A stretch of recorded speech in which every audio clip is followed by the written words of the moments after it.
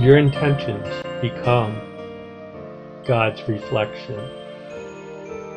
When you set the intention, God, I'm there for you, God replies, I'm there for you. When you set the intention, God, I want to be healed, then God replies, I want you to be healed. You set the intention, I want to serve you, and God replies, I want to serve you.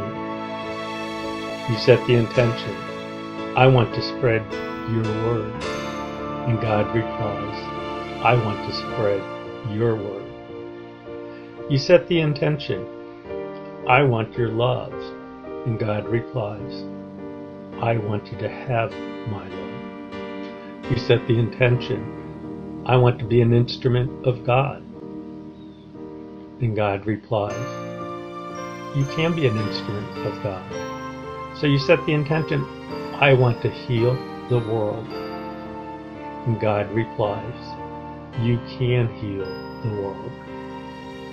So you set the intention, I want you to be there for me, and God replies,